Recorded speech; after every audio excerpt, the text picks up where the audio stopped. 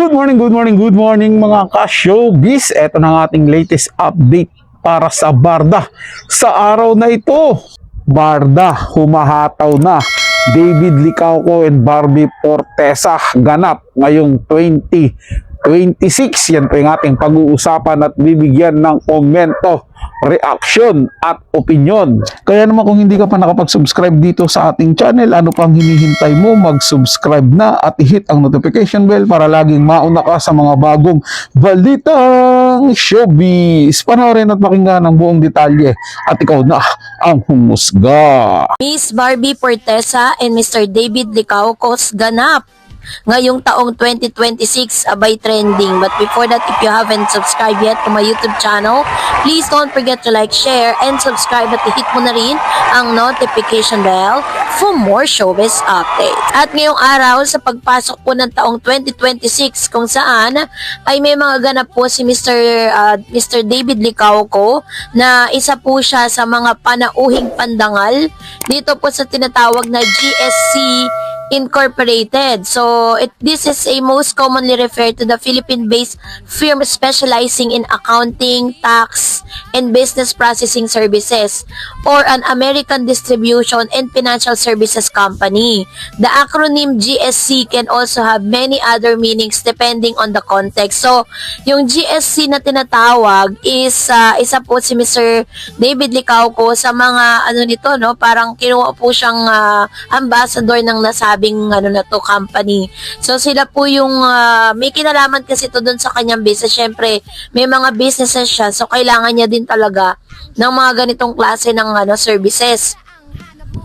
Yung kanilang mga services is business registration and renewal, like handling documentation and approval process with government agencies like SEC, DTI, and BIR. So, tax accounting, compliance, managing tax filing, ITR, monthly, quarterly, annual, bookkeeping, financial reporting, and compliance with regulatory standard. Advisory and consulting, yun po yung kanilang mga kinikater, no? They also provide objective, result-oriented, and analysis solution to help companies navigate strategic change in business growth. So, yun yung kanilang talagang pinapakitang mga services na ino-offer ng nasabing kumpanya. Kasabay nito ay nilaunch din ni Mr. David Licauco ang pinakabagong pabango, no? Yung perfume, kung saan si Mr. David kasi ay model and ambassador din siya ng Bench, no? Kasama niya po dito ang ilan sa mga malalaking celebrity at naglabas siya ng pinakabagong scent. Ayan, Into Haze ni David Licauco. And Miss Barbie Forteza naman, sa kanya pong IG account, Instagram stories, ay dito niya po pinromote at sinabi kung kailan may papalabas sa big screen ang kanilang movie ni Miss Charo Santos and Miss Boots Ansonroa na Until She Remembers. This coming Feb 25, 2026 ay mapapanood na po ang pinakabago, latest at sinasabing very classic na movie na kung saan pagbibidahan ni Miss Barbie. Kakaibang Barbie po yung pinapakita niya dito kasi minsan 'di ba mga ginaganapan niya romantic comedy, tapos minsan naman talagang heavy drama.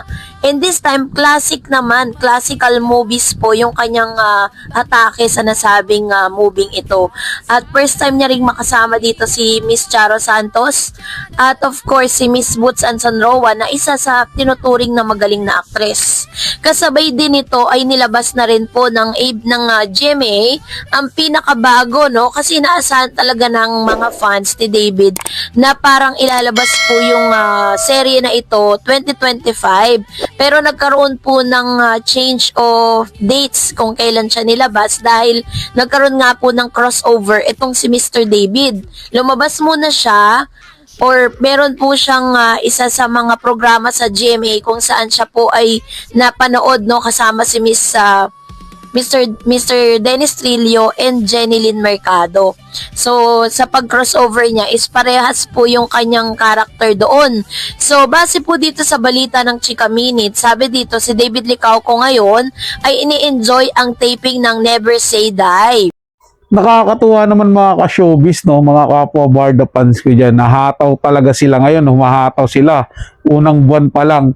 ng 2026 pasabog agad tong Barda. Medyo nakakalungkot din kahit papaano sa ating mga Barda supporters, lalo na po sa akin mga ka-showbiz, na hindi sila magkasama. Gayon pa man, happy na rin kasi hindi po sila nawawala ng proyekto.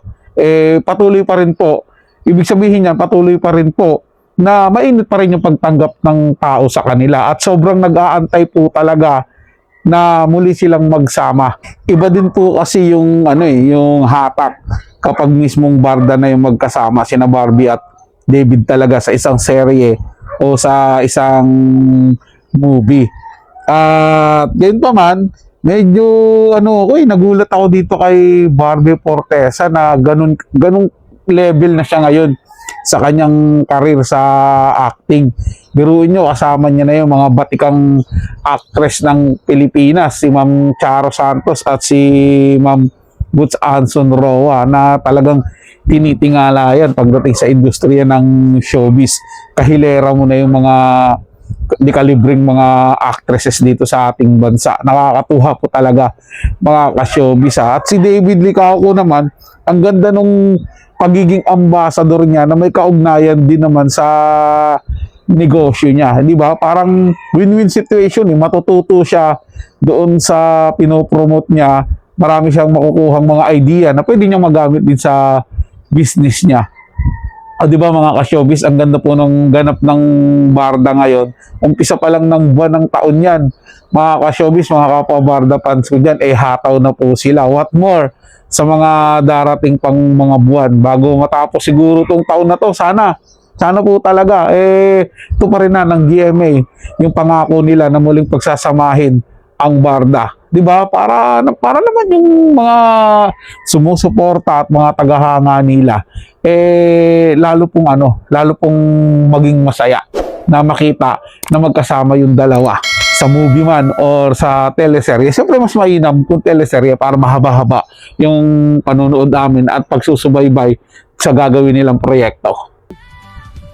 Ini-enjoy nga ni David Licauco ang taping para sa upcoming series sa Never Say Die. Nag-i-enjoy daw si pambansang Ginoo David Licauco sa taping ng kanyang upcoming GMA Prime series na Never Say Die. Sa kabila ng nakakapagod na action pack scenes nito, nananatili daw magaan ang trabaho dahil na rin sa kanyang co-star. Kabilang dyan sina star of the new gen Jillian Ward, Rahil Bria, Kim Jisoo at Richard Yap na madalas niyang makabanding in between takes. It takes a while for me to watch.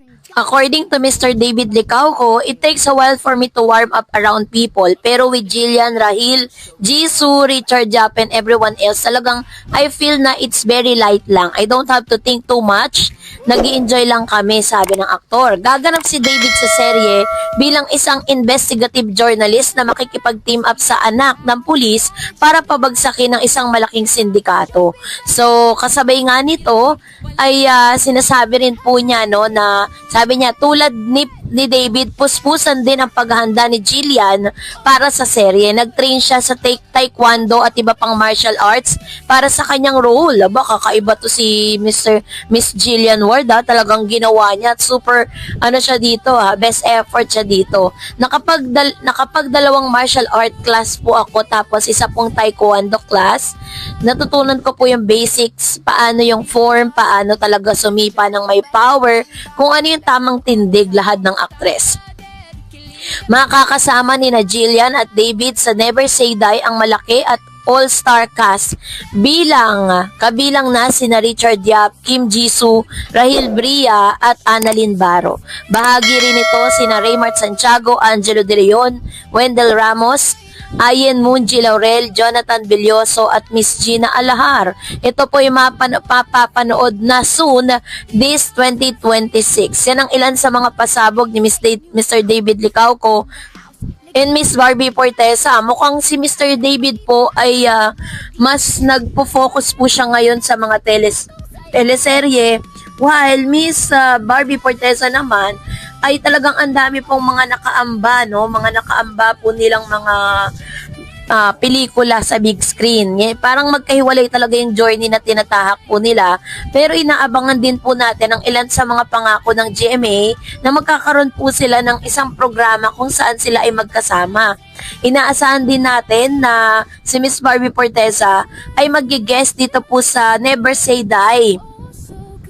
At of course, napakataas po ng expectation ni Miss Jillian Ward and Mr. David Licauco na yung full support ng kanilang mga supporters para po sa kanilang nalalapit na serye na Never Say Die. So dahil po dyan, very excited po ang lahat. Ganon din naman si Mr. David Licauco sa kanyang pagbabalik teleserye ay mas kakaiba kasi yung atake dito ni Mr. David kasi hindi siya basta-basta iiyak, but dito po ay action action star siya dito na talagang pinractice niya ng bongga dahil syempre iba po ang mga actors na kasama niya ngayon. Ito po ay different dun po sa mga dating nakasama na niya sa mga series na kanyang pinagbidahan. Kaya naman abang-abang lang tayo sa ilang mga kaganapan pa dito po kay Mr. David Licauco and Miss Barbie Forteza. Inaasahan natin this year 2026 ay mas magiging visible na po sila sa bawat isa, no, at magiging busy na sila sa mga susunod pang proyekto.